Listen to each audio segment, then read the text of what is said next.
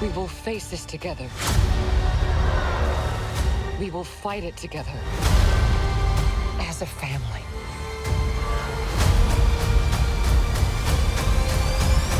Hey, Mark Ellis with Rotten Tomatoes here with the cast of Fantastic Four, enjoying some of the snacks that are movie-themed. How was the Pop-Tart, Pedro? It was delicious, actually. It looked like a prop, but it was real. I don't know how good it is for me, but it tastes... It was worth it. I know how good it is for you. Look, I hit it right here. So you didn't even know if it was real, so I guess that's one of the jobs, is that one of the leaders of the Fantastic Four is you have to be the guinea pig to make sure what's a prop and what's real food. Mm-hmm. Yeah. Taste test. It's really good. Is it good? Yeah. It does look delicious. They gave me a box earlier. I'm going to dive into them later. For right now, this movie's about to come out. I want to ask each of y'all, it could be the world, it could be his answer as simple as Herbie. What are you most excited for Fantastic Four fans to check out in this movie? I'm most excited for them to check out the dynamic that we didn't cultivate, just we experienced between us four. We spent a long time making this film and a lot of time together. And the film is called The Fantastic Four. And that's what I'm looking forward to then seeing. It was really impressive watching the chemistry between y'all. So there's a couple like pockets of chemistry that I was really excited to see. One was you, Joseph, and Vanessa, like that sibling rivalry. I have an older sister. I know how that goes. How did that dynamic come about on set? Vanessa and the rivalry was there from day dot, wasn't it? We're very competitive, myself and Vanessa. No, I don't know about the rivalry, but there's certainly, I mean, I've been an admirer of Vanessa's work for many, many years, and strangely, we didn't know each other before we started filming this. Weird. Even though we've got lots of mutual friends. So Hadn't even met. Hadn't even met, not once. So I was really honoured and excited to get into that with her. Yeah. So I asked your director, Matt, this as well. I'll give you the answer after I hear from y'all. Who is, like, every great sports team has, like, that glue person, right? Like, that good locker room presence. Who's the glue of the Fantastic Four, in y'all's opinion? Let's start with you, Vanessa. Oh my God, that's honestly, I think it's really shared. I don't think... Yeah, that's a trick question. That's a tricky one. But I think maybe it was set up for it not to be like that. Do you know what I mean? Because in a way, if you think about the group and in the comics and everything, they can't exist without one. Like they wouldn't defeat the things they did without all the different skills. So yeah. That is a trick question. Very diplomatic answers on the end. Pedro, Joseph, you all got a different take? Is there one person who's like the real glue? Oh, I think it's this one here. He's got a sudden twitch. He's developed a sudden twitch. I also think Matt chose Vanessa as well. Matt chose this young man right here. Ben is the glue of the Fantastic Four. Oh, the character. Oh, we thought you meant the actors. Character. Yeah, it's the Fantastic Four. Sorry, we thought you meant us. Guess what? He's messing with you. Oh, you meant characters. Then in which case, yeah, it's Ben. Oh, now it's easily Why is Ben. it Ben? Characters. Why? Because I feel like we would come to him with everything. He listens. Yeah. Everyone else Holding is it down. busy and stuff. He listens. You got your head in the stars, you know. People, yeah. people, you're out bustling. putting out fires. Bustling. Having affairs. This guy's doing who knows what's going. Yeah, He's affairs. the one starting the fires. I'm at home. You know, true. setting the Okay. table. I got an apron on. I'm taking care of business back True home. glue. True glue. Yeah. All right, so if I give you all the keys to the Fantastic Four franchise, but you can't select any of your current team members, what are 3 other Marvel Cinematic Universe heroes that you would use in your Fantastic Four? Just go down the line. How many? You get 3. You're in this team, so who are your 3 starters? We want Black Panther. Yep. Can we have Spider-Man, please? I want an X-Men. Okay. Who do you want? I want Mystique. Mystique. You can have Mystique. Definitely. Vanessa. Black Widow and Yelena. Yeah. Get my girls. Yeah. Do we get 3 each? You No, can have that's one 3 of each the if you want them, yeah. Okay. And Wanda, because she's seriously powerful. I go for the women. I like where your team's I go going. for the women, yeah. Yeah. I guess I'm with the ladies as well. Mystique, Storm, and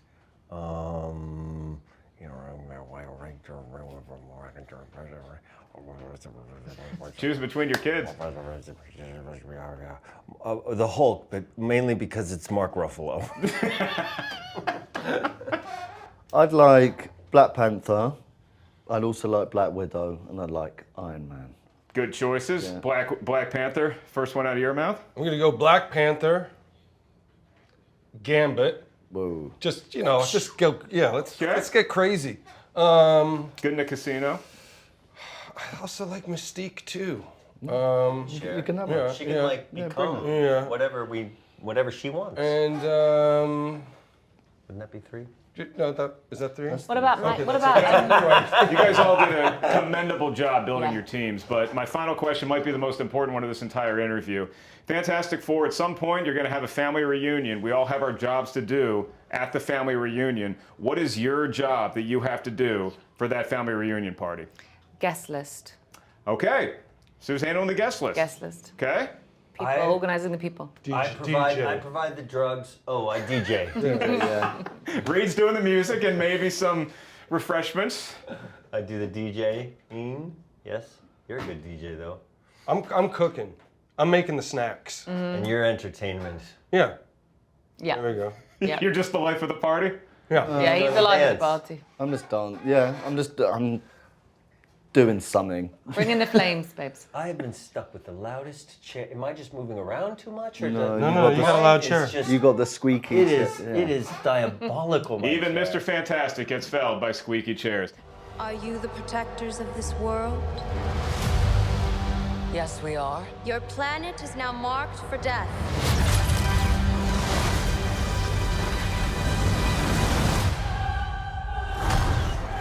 Hey, Mark Ellis with Rotten Tomatoes. So I love asking folks this question when you're new to like a giant universe like this. What's it like when you get the call that you're going to be Galactus Silver Surfer? What was that? Initially kind of confusing because I'd kind of had a meeting with Matt Shackman and, I thought it kind of went well, but wasn't expecting the process to be as quick and easy as it was, and it turns out that that's been the case for most of the people on it. But yeah, you kind of get that and you think, oh my God, that's amazing. It's like, one of the biggest, most amazing jobs I've ever got in my life. And then you kind of go, oh my God. Yeah, I'm the first guy to play this character that means so much to millions of people and comic fans. So yeah, you're kind of constantly alternating between joy and pride and utter terror. I can't imagine Matt sitting down with you and being like, this guy isn't Galactus. Like, just hearing you talk, it's like, no, that's the guy. We can go ahead and stop the search now. Okay. How about you, Julia? What was it like for Silver Surfer? I mean, again, another character that comic book fans are so familiar with for so long. Yeah, well, stressful. But no, it was kind of a similar casting process. I met up with Matt. The meeting was, it was great. He's so lovely. And, and then I walked away and I wasn't really sure. I'm like, did he just offer me the role? But then I was like, no, that's kind of crazy. And then like a few days later, they're like, yeah, would you, do you want to do it? And I was like, oh, that was like an offer. Okay.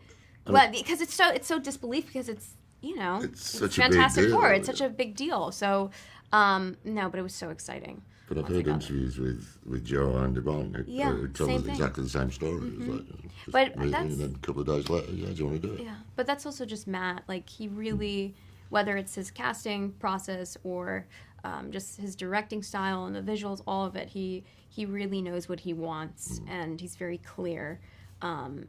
And that is a superpower, especially when you're a director, to have a clear vision. So, Did each one of you have like a favorite antagonist or villain from the Marvel Cinematic Universe, from seeing the previous movies or reading the comics ever, that you're like, oh no, that's the one that I got to top. Like that's my favorite right now. I don't know, man. I suppose for Thanos is a huge presence, kind of similar to Galactus. So I knew I had to get into that kind of ballpark, as it were. And like with Thanos too, I think that Galactus and Thanos are kind of like on a level playing field. But then you have this Herald in Silver Surfer, and your dynamic is so interesting to me because I'm watching the movie, and yeah, it's a villainous presence for sure. But I'm also like, this is like a boss employee, or this is like a it's mentor. a horrible boss. Yeah. Is he a bad boss, or? I mean, he's, it's life or death sometimes. It's a lot of work. It's a lot of pressure. It's a lot of work. It's literally life or death, quite literally. The cosmos needs maintaining, you know what I mean? Yeah. How do you feel about your employee here? Is this like employee of the month material? I mean, it seems like Silver Surfer's working pretty hard for you. Yeah, well, up to the start of this movie, she's done really well, and millions of years of loyal service, and it's been great. And we'll just see how our HR review goes at the end of this month. I get employee of the month. That's what he's saying. The overall review. Well, I travel a lot for work too, so I was wondering, like, you're so busy in this movie, traveling from here to there, planet to planet. When you have some downtime, what would be Silver Surfer's favorite stop? Like what's your go-to fast food when you're on the road? How do you eat? How do you nourish? What's your favorite Can you hotel? imagine if she just surfs in with going to In-N-Out and just zooms in? I think that counts as a car if you're going through the drive-through. But on the board though, she would not drive. She would just. It's a vehicle. Yeah. It counts. Yeah. I think she would do that maybe. Go to In-N-Out. Yeah, from LAX. Yeah. That In-N-Out. She probably would go to that In-N-Out right near LAX. So getting a lot done in this interview, man. We're learning a lot about y'all. Yes. I was really impressed with both of you because it's very stoic characters you're playing, but there's so much in there. Like I'm watching the scene that fans were losing their mind that they saw a little bit in the trailer where you announce I herald Galactus and you're talking about the plan. That day, what is that like having to convey that emotion? Because it's very, monosyllabic, but there's so much that we feel from you and your character in that scene. Well, what's crazy is that was my first day on set. So the big Herald scene was the first day? I was doing it 30 feet in the air on a construction crane on the edge of a surfboard with a harness and an earpiece so I can hear Matt Jackman's direction and Vanessa Kirby's line. And then I had a microphone in front of 300 extras in the middle of Times Square. So that was my first day. No pressure. And then, but really, I think I was very clear how I wanted it to feel. And I think the thing that was a North Star, and it's not related to the film at all, but I was listening to a lot of T.S. Eliot poems that he was reading out loud that I was just finding on YouTube. Even though it's never going to be like that, but there was something in his delivery that felt warm but also scary at the same time. Wow, that's a great answer. Yeah. I'm not that good of an interview. Yeah. That's a great answer. Ralph, I wanted to close out with you and just ask you, because Silver Surfer, great herald, possible employee of the month material. If Silver Surfer's not available, busy at In-N-Out, who's the MCU character, good or bad, that you think would be a good backup herald in case Silver Surfer's preoccupied? I think Spider-Man would be pretty handy. Yeah. He'd make a good herald. Quick on his feet? Yeah. Clever, young, sprightly. Doesn't have the cracking old bones of Galactus. I'm starting to see who you recruit as herald. It's a young person's game. It is a young person. And Galactus has been around for a long time, and he's kind of done. So, he needs somebody young to do the work for him.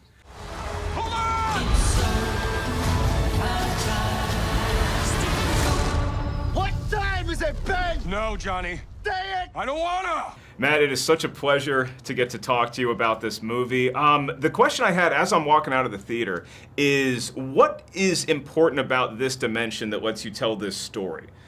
How do you set up that world for this particular tale you're telling? Right, great question. When we put it in another Earth, in another universe, so that they could be the only heroes, we'd have a chance to focus just on this family. They're very public, They Sue runs the Future Foundation, which is like the UN. They're leading lights of their age. So we knew they couldn't exist in the main Marvel timeline, or else we would have known about them. They would have helped with Thanos. They would have helped defeat Loki. They would have been involved in all these big team-up efforts. So we had to put them in their own universe. But the benefit of that is, if you've never seen another Marvel movie, if you know nothing about Marvel, you can come see this movie and enjoy it because it's a fresh entry point. But if you're also a Marvel fan, you can come and enjoy the Mount Rushmore characters, the first family of Marvel, that they are really important to the Marvel story, history. And then there'll be in Avengers movies coming down the line. Which is so exciting that they get incorporated into this larger world. But like you said, I mean, one of the things I really took away from the film is I felt like I didn't need to do any homework, so to speak. I mean, I've seen all the other Marvel movies, but to have a movie that feels like such a fresh slate has got to be exciting. But then you also have these core characters that people have been loving for generations. So you're making a film and you want to please them, the hardcore fans. You also want to please everybody who's going to the movies to see a flick that weekend. Yeah. What's like the one essential factor or trait of the Fantastic Four that you wanted to make sure we got on the big screen? Well, they were a bold and original idea when they were created in the 60s by Jack Kirby and Stan Lee. Marvel wasn't doing so well. They were struggling. And this was their one big shot to kind of reinvent the company. And they decided to focus on a superhero team that was a real family. And this was a crazy idea. No one had ever done that before. And then they were popular immediately because they were so relatable. You know, here we have a husband and a wife, best friend, a brother and a sister, and we can all relate to that. And so I think the specificity of getting that family right was super important in making this movie so that people could see themselves reflected in it.